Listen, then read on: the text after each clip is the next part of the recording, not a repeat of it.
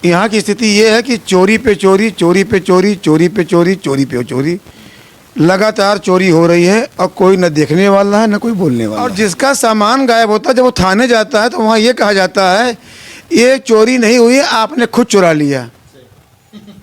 तो इसलिए मैं थाने जाता नहीं किसी पैरवी में। मुझे केवल एक बात कहना है, माननीय मुख्यमंत्री जी के जीरो टॉलरेंस की नीति के आधार पर गोसाईगंज के व्यापारी पुलिस की व्यवस्था से असंतुष्ट हैं। लोग हमसे कहते हैं, लोग केवल ये कहते हैं कि यार पुलिस से पंगा ले, तो हम पुलिस से पंगा ले खातिर ना बैठा है। लेकिन मेरा ये कर्तव्य है कि सही को सही कहना, क्योंकि मरना एक दिन है। पुलिस क्या करेगी, मुझे जेल के अंदर डाल देगी, वो जेल के अंदर डाल देगी, मैं बाजार बंद करवा दूंगा।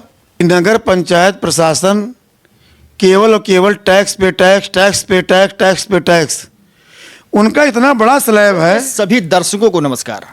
दोस्तों, इस समय गोसाईगंज का दो अहम मुद्दा है और गोसाईगंज की जनता को इस मुद्दों की काफ़ी दरकार है।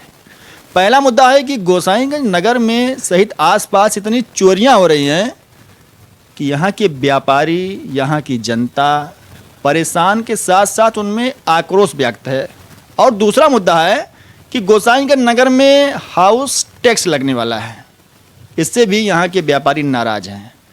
और हम आज गोसाईगंज के व्यापार मंडल अध्यक्ष के पास आ गए हैं और आपसे कुछ जानकारी करेंगे कि ये मामला दोनों क्या है, क्या जो चोरियां हो रही हैं उस पर अंकुश लग पाएगा कि नहीं लग पाएगा आप लोगों के द्वारा, क्योंकि आप व्यापारियों के नेता हैं। और दूसरा मुद्दा, क्या हाउस टैक्स अगर प्रयास किया जाए तो क्या हाउस टैक्स रुक सकता है जनहित में? तो भैया सबसे पहले आपका स्वागत है परक जी। धन्यवाद अमित तिवारी जी। आपने नगर के दो ज्वलंत मुद्दों के बारे में आपको कहीं से महसूस हुआ होगा कि चलें हम व्यापार मंडल अध्यक्ष के पास चलते हैं, मिलते हैं उनसे, और नगर की कुछ समस्याएं लोगों ने आपको बताया होगा। आप भी सोशल मीडिया देख रहे हैं तो आपने सोचा चलते हैं अध्यक्ष जी से राय विचार करते हैं। तो सबसे पहले मुद्दे तो दो हैं, हाउस टैक्स और चोरी का, लेकिन उसमें अहम मुद्दा चोरी का है, क्योंकि जिसके घर में चोर एक बार ताला तोड़ देते हैं उसकी तो जमा पूंजी उस व्यापारी की चली गई। अब वो बेचारा कैसे उसकी पूंजी को इकट्ठा करेगा और अपनी दुकान कैसे चलाएगा। कई दुकानों को हमने तो देखा है कि चोरी के बाद वो दुकानें बंद ही हो जाती हैं। अब लेकिन खाकीदारी है कि वो तो अपने राग में मस्त रहती है। तो भैया जरा आप एक बार हम सबसे पहले चोरी के मुद्दे पर आते हैं। आप क्षेत्र में हो रही चोरियों और उन पर कार्रवाई ना होना, खुलासा ना होना, आप व्यापारियों के हित में क्या बोलेंगे?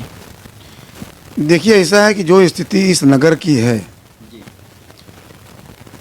जो मैं देख रहा हूं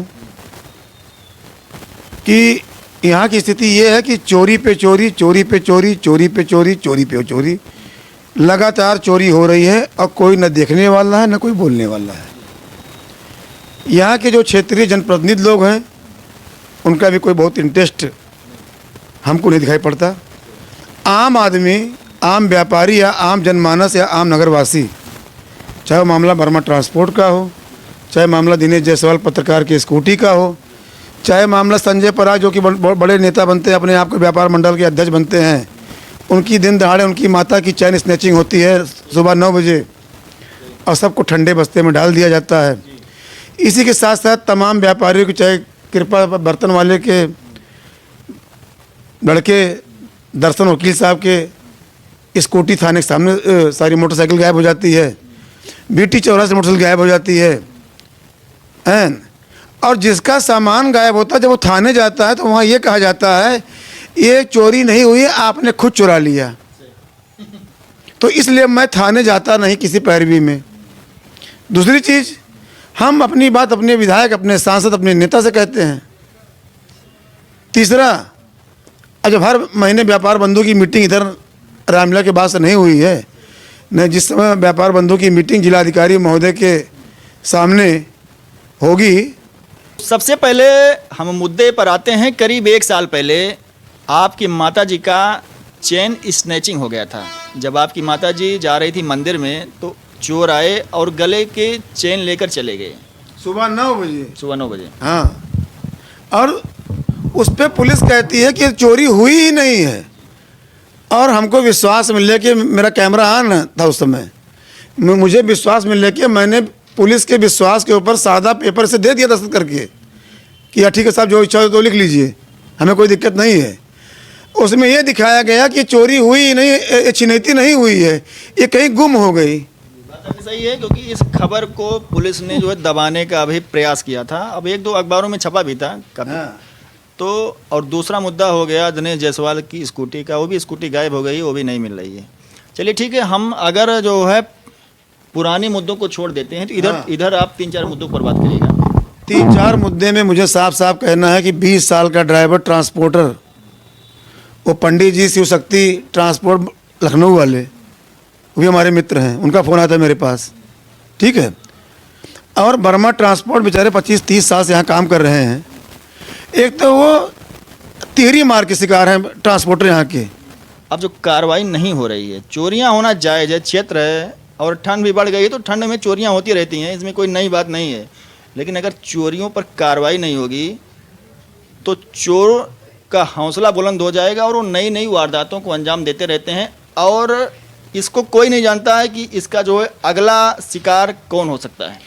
मुझे केवल एक बात जी। कहना है, माननीय मुख्यमंत्री जी के जीरो टॉलरेंस की नीति के आधार पर गोसाईगंज के व्यापारी पुलिस की व्यवस्था से असंतुष्ट हैं। लोग हमसे कहते हैं, और जब कहते कहते मेरा कान पाका हो गया। और इसी बाज़ार के अंदर और भी जनप्रतिनिधि लोग हैं, वो केवल इसलिए आगे नहीं आते कि हम क्या जवाब देंगे, हम पुलिस से पंगा क्यों लें, हम अधिकारी से पंगा क्यों लें, हम नेता से पंगा क्यों लें। तो हम पंगा लेने के लिए नहीं बैठे हैं।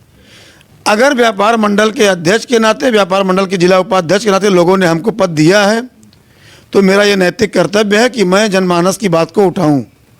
और ये बात हम कप्तान साहब के सामने रखेंगे कि गोसाईगंज नगर का व्यापारी असुरक्षित है, असुरक्षित है, असुरक्षित है। अभी 4-5 दिन, 1 हफ्ते के पहले की बात है, एक व्यापारी, सराफे के व्यापारी हमारे मित्र हैं, रात में 12 से 2 बजे के बीच में 30 से 40 लोग उनके सामने दुकान सामने खड़े थे। वो अंदर से कैमरे में देख रहे थे, वहाँ लोग इकट्ठा हुए, उस मुद्दे को दबा दिया गया। ऐसे तमाम मुद्दे चोरी के जो दबा दिए जा रहे हैं, सबके फुटेज रखे हुए हैं। अगर लिस्ट निकाली जाए 1.5 साल की, तो आपको दिखा देंगे। ऐसे ये लिस्टें हैं। दिनेश जायसवाल जी मेरे साथ मीडिया से जुड़े हुए हैं, ये भी इनका भी दर्द है। लोग केवल ये कहते हैं कि यार पुलिस से पंगा ले, तो हम पुलिस से पंगा ले खातिर ना बैठा है। लेकिन मेरा ये कर्तव्य है कि सही को सही कहना, क्योंकि मरना एक दिन है। पुलिस क्या करेगी, मुझे जेल के अंदर डाल देगी, वो जेल के अंदर डाल देगी, मैं बाजार बंद करवा दूंगा। मैं क्या कर सकता हूँ। मैं कप्तान साहब से कहूँगा, मैं डीएम साहब से कहूँगा, मैं मुख्यमंत्री जी के सामने पेश हो जाऊँगा जा करके, मुझे ये कहना है। और मैं वर्तमान विधायक और पूर्व विधायक के सामने इस बात को रखते हुए मैं शासन तक इस बात को पहुँचाऊँगा कि गोसाईगंज के व्यापारी असुरक्षित है, असुरक्षित है, असुरक्षित है। ठीक है। तो अच्छा कि आप लोगों ने फिल्मों में एक डायलॉग सुना होगा कि जो डर गया वो मर गया। वो मर गया। तो आप हमें डरना नहीं, हमको जी, डरना नहीं, कोई मतलब नहीं। मरना एक दिन है, डू एंड डाई, करो या मरो। अधिकारी आज हैं, कल चले जाएंगे, व्यापारी रहेंगे। ये जो जनप्रतिनिधि यहाँ चुन के बैठे हो, चाहे चेयरमैन हो चाहे सभासद हो, इनकी भी ड्यूटी है। जो लोग चुनाव लड़ चुके हैं उनकी भी ड्यूटी है। व्यापार मंडल यहाँ 3 है, उनकी भी ड्यूटी है। सारी जिम्मेदारी संजय परा की थोड़ी है। ठीक है। जैसा कि आप इस बारे में अपना मुद्दा उठा रहे हैं, अब यहाँ पर दूसरा जिम्मेदारी आती है, जो इस समय जो सत्ता में बैठे हैं भारतीय जनता पार्टी के नेता और पदाधिकारी। हाँ। अब वो लोग जो है यही बोलते हैं, भैया हमारे जो है चल नहीं रही है, और हाँ, हमारे भी कोई नहीं एकदम सुना। सही कह रहे हैं। भाजपा सरकार में यहाँ अधिकारी जनप्रतिनिधि को नहीं सुन रहे हैं, इसलिए लोग मारे जा रहे हैं, पीटे जा रहे हैं, गाड़ी छीन जा रही। कौन बोलने जा रहा है? तब क्या होगा, इसका जो उपचार क्या है? हमारे मित्र हैं, मंडल अध्यक्ष हैं भारतीय जनता पार्टी के गोसाई मंडल के अशोक वर्मा जी, वो कहते हैं भैया एक गाड़ी अगर थाने पकड़ उठा तो हमारा छोड़ा कैसे ना है भैया। चलिए ठीक है, ये हो गया चोरी की बात। हम आते हैं थोड़ा दूसरे मुद्दे पर। गोसाईगंज नगर पंचायत में हाउस टेस्ट के लिए विज्ञापन अखबार में निकल चुका है, और जनता भी, कुछ लोग नाराज हैं और कुछ लोग इसमें जो है कई प्रकार के जो है प्रतिक्रिया आ रही है। अब हम आपसे जानना चाहते हैं कि जो गोसाईगंज में हाउस टैक्स लगने वाला है, उसका फायदा है कि नुकसान है, पहले आप ये बताइए। देखिए, हाउस टैक्स के बारे में मुझे ये कहना है कि नगर पंचायत प्रशासन केवल और केवल टैक्स पे टैक्स, टैक्स पे टैक्स, टैक्स पे टैक्स। उनका इतना बड़ा स्लैब है कि हाउस टैक्स, मिठाई पर टैक्स, रेस्टोरेंट पर टैक्स, डॉक्टर के ऊपर टैक्स, ऐसे उनके बहुत नर्सिंग होम से लेकर के क्या नाम है आपका मैरिज हॉल तक पे सब पे टैक्स है। नगर पंचायत कहती है कि नगर का व्यापारी मुझे देता क्या है, 3 रुपया वाटर टैक्स के अलावा मुझे क्या देता है, सुविधाएं सब चाहता है। मुझे ये कहना है कि क्या बोर्ड या शासन का कहना है कि पैसा अगर आप नगर पंचायत स्वयं कमावे, स्वयं खर्च करे, तभी शासन पैसा देगी। चलिए हम ये कहते हैं कि कोई भी चीज़ आप करिए तो पहले तो आप मनमानी घर जाने करके 300 का 1500 टैक्स कर देते हैं, बाद में आप इसमें विरोध शुरू होता है, बाद में आप आपत्ति मांगते हैं, फिर 1500 का आप 500 करते हैं। तो मेरा कहना है कि आप जनप्रतिनिधि हैं, आप लोग अधिकारी हैं, मेरा किसी टैक्स का विरोध नहीं है, क्योंकि शासन की भी मंशा है। मेरी ईओ साहब से बात हुई है, इसके लिए हम आगे 7, 8, 9 तारीख में एक डेट पे जो है पूरे नगर के व्यापारियों की व्यापार मंडल की एक बैठक जनप्रतिनिधियों के साथ नगर के किसी प्रमुख खुले स्थान पर हैं, ईओ साहब भी उसमें रहेंगे, सबके सामने एक बैठक करना चाहते हैं, जिसमें हम नगर पंचायत से ये चाहते हैं कि जो हाउस टैक्स है, जो भी टैक्स लग रहे हैं, इसको आप डिफाइन करके हमारी जनता को बताइए कि ये इस तरह से टैक्स है, क्योंकि यहाँ पे 4 टाइप के लोग गुमराह कर रहे हैं। एक पूर्व जो भी यहाँ पे जनप्रतिनिधि रहे हैं, वो कहते हैं मेरे राज्य में भी हाउस टैक्स के लिए आया था, मैंने नहीं लगने दिया। इसका मतलब ये है कि पूर्व के चेयरमैनों ने टैक्स नहीं लगने दिया, इसका ठीकरा थोपना चाहते हैं वर्तमान के चेयरमैन के ऊपर। वर्तमान चेयरमैन के ऊपर मुझे कहना क्या है, ये सब चीज़ अपने मन से कर लेते हैं और इनको जनता से कोई मतलब नहीं, चेयरमैन से इनको किसी से कोई मतलब नहीं है। ये आपकी राय है? हाँ, ये मेरी नहीं, पूरे बाजार की राय है। एक तो वो महिला पढ़ती हैं, आम आदमी से अपनी बात नहीं कह पाता है, ठीक है। चेयरमैन नगरवासी व्यापारी, आप देखिए फेसबुक व्हाट्सएप पे दिन भर लिखते रहते हैं, चाहे चोरी का मामला पुलिस के खिलाफ हो, चाहे नगर पंचायत का मामला हो, फिर हमको फ़ोन करते हैं। हम आप देखिए, मैं 1 साल बाद आज इस मुद्दे पे बोल रहा हूँ, तो क्यों बोल रहा हूँ, और सभासद भी अपने हिसाब से बेचारे कहते हैं। मेरा कहना ये है कि आप टैक्स, जो भी टैक्स लगने वाला है, टैक्स के बारे में जन मानस को बताइए। आप कहते हैं हमें वो बनाना है, एडवाइजरी कमेटी बनाना है, इसमें नगर के संबंधित लोगों को बुलाएंगे, डॉक्टर रहेंगे, वकील रहेंगे, पत्रकार रहेंगे, बुजुर्ग रहेंगे। ये केवल कहने की सारी बातें हैं। 1.5 साल हो गए कार्यकाल को। चलिए ठीक है। 29 तारीख को बोर्ड की बैठक हुई, ईओ साहब कह रहे मुझे डीएम साहब की मीटिंग में जाना है, चेयरमैन साहब कह रहे मुझे किसी मीटिंग में जाना है। 12 के 12 बैठे हुए, 10 मिनट की मीटिंग कहीं बोर्ड की बैठक होती है भैया। तो आप ये बताइए कि बाजार की बात कौन उठाएगा। और मैं बार बार कह रहा हूँ कि मेरा कोई राजनीतिक महत्वाकांक्षा नहीं है, और मैं दूसरी चीज़ ये भी कह रहा हूँ, जो मुझे प्राप्त है वो पर्याप्त है, मुझे कुछ चाहिए नहीं किसी से। लेकिन पब्लिक कोई बात कहेगी तो मैं उसको बोलूँगा, क्योंकि यहाँ पे जो है टाइम के थोड़ा वो है। अब यहाँ पर हम आपसे जानना चाहते हैं दोनों मुद्दों का निचोड़ क्या है। पहला जो चोरियाँ हो रही हैं उस पर आपका क्या रहेगा एक्शन, और दूसरा जो हाउस टैक्स लग रहा है उसके लिए आप क्या जो है करने वाले हैं, दोनों पर बता दीजिए। चोरी के मामले में ये पुलिस की जिम्मेदारी बनती है, और हमारे व्यापारियों की भी कुछ कमियां हैं कि ये बाहर कैमरा नहीं लगाए हैं, ऐसे तमाम कमियां हैं, इनको भी सुरक्षित रहना चाहिए अपने आप को। एक्शन बताइए आप।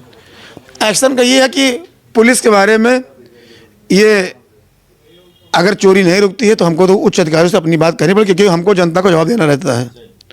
दूसरा, टैक्स के बारे में हम ईओ साहब नगर पंचायत के बोर्ड के जितने भी लोग हैं, एक खुली बैठक होगी, उस बैठक के अंदर के माध्यम से नगर पंचायत नगरवासियों को आश्वस्त कर दे, ये टैक्स का स्लैब है, शासन लगाती है तो ये टैरिफ आएगा, हम लगाएंगे ये टैरिफ आएगा, आपका ये फ़ायदा है, ये नुकसान है। और जो कई तरीके के टैक्सेज हैं, ये सब इनको विश्वास में अगर लिया जाए तो नगर पंचायत का भी प्रॉफिट बढ़ेगा। और जब तक नगर पंचायत की आय नहीं बढ़ेगी तब तक यहाँ पे शासन द्वारा धन नहीं आएगा और यहाँ का विकास नहीं होना है। ठीक है, तो जैसा कि हम अभी बात कर रहे थे गोसाईगंज व्यापार मंडल के अध्यक्ष संजय पराग जी से, और आपने दो मुद्दों पर, पहला चोरी पर आपने कहा यदि इस पर कार्रवाई नहीं होना चालू होता है तो हम वरिष्ठ अधिकारियों से संपर्क करेंगे और इस मामले में उनको अवगत कराएंगे। और दूसरे मामले में जो यहाँ पर हाउस टैक्स लगने वाला है उस पर भी आप जो यहाँ पर कुछ लोगों की मीटिंग आप जो करेंगे उसमें सम्रांत व्यक्त रहेंगे, चेयरमैन भी संभवतः और ये रहेंगे और आप उस पर व्यापारियों से राय लेकर अपना एक उस पर निचोड़ निकालेंगे। तो आपका बहुत बहुत धन्यवाद, आपने बात किया और अपने बात पक्ष को रखा। आपका धन्यवाद, आभार। बहुत बहुत धन्यवाद अमित।